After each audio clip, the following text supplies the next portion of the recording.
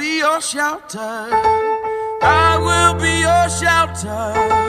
I will be your shelter through the storm. Hello everybody, it's me again. For our second video, we're supposed to be discussing what do we do instinctively. So following the special on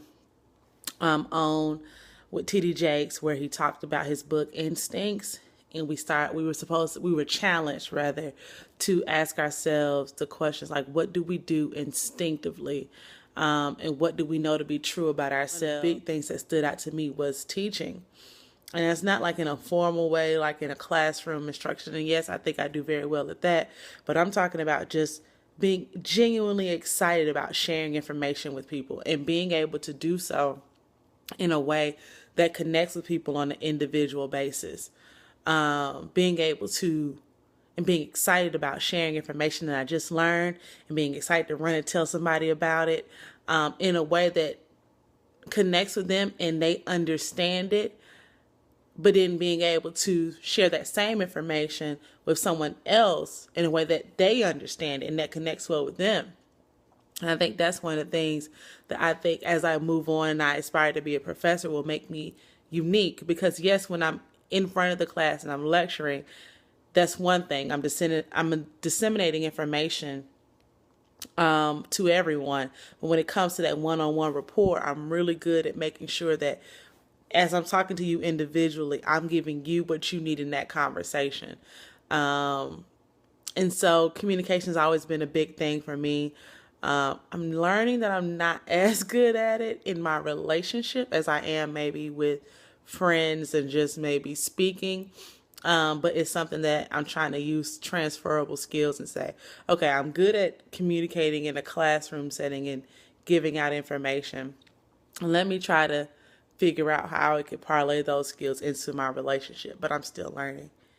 For, I guess, like the past, maybe like 5 years, I have learned that I'm really good at bringing people together. Maybe that's to turn up, maybe that's to form like a mentorship circle, or maybe it's planning a conference or organizing an event.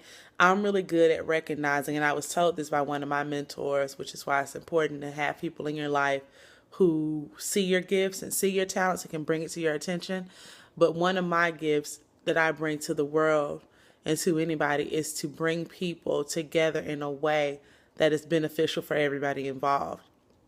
It's recognizing you have this skill that she needs and he has the skill that you need. So let me pair y'all up together so that we can do amazing things. Also, it is just my natural inclination to help people. And I've done it for a while and I don't think anything about it.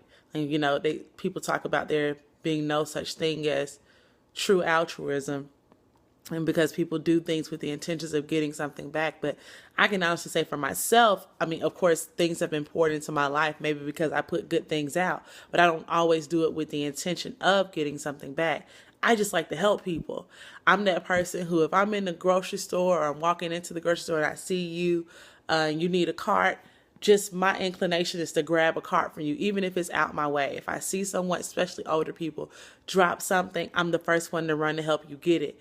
My friends, if you need me and I have it within my realm of reach and ability to give it to you, I'm going to do that.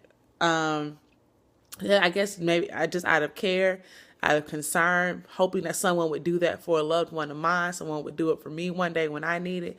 But it's just my inclination to help. And that's why I have to be careful. I recognize I have to be careful who I let in my circle, because if I let you in, then I do anything in my power to help you. But I can't have everybody in my circle, because people, one, will take advantage of you, and I will end up giving and giving and giving, and I don't have anything left to give to myself. And so I'm working on finding that balance, but I'm really good now at keeping my distance from people who I recognize just have a lot of shit that I can't do anything for you.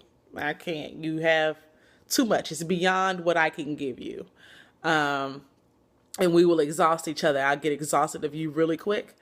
And you'll get frustrated with me because I'll start to distance myself from you once I realize that you need something that I can't help you with, whether that's a relationship, whether that's a friendship, whether that's mentorship. I recognize now that I can't be everything to everybody, and see my energy is saying like, get the fuck away from me, because it's just, you just can't take everybody's shit on. And I'm that kind of person. I don't even like to watch the news because I will sit there and internalize that stuff.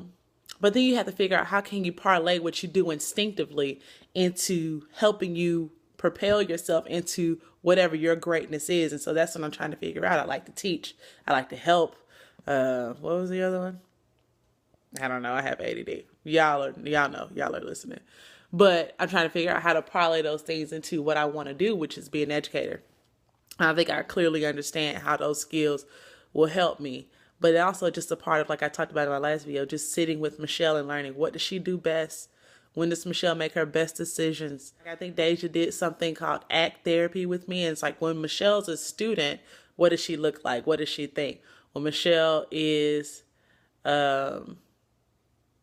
sad or something, what does she do? What does she think? And just sort of recognize that who I am in different scenarios and how I respond in different scenarios, and how I can take the negative aspects of how I respond in different scenarios and remove those so that I become my best me all the time. And so she asked the question, like, when you're your best, when you're at your best, what does it look like? And when I'm at my best, I'm outgoing, I'm inclusive. And if I'm out with people, I don't want for anyone to feel like they're outside it or outside the circle of trust or whatever. I like people to feel like they are included. I'm vivacious. I'm outspoken. I'm funny. I feel good about myself. What am I wearing? Normally wearing bright colors. I just like that exercise a lot because it helped me visualize when I'm my best me, and when I understand that I can become and turn on my best me and not let it be something that I save for special times. So I really like that. But yeah, those are the things that I do instinctively. What about you? Challenge yourself. Ask yourself the same questions. I will be your shelter.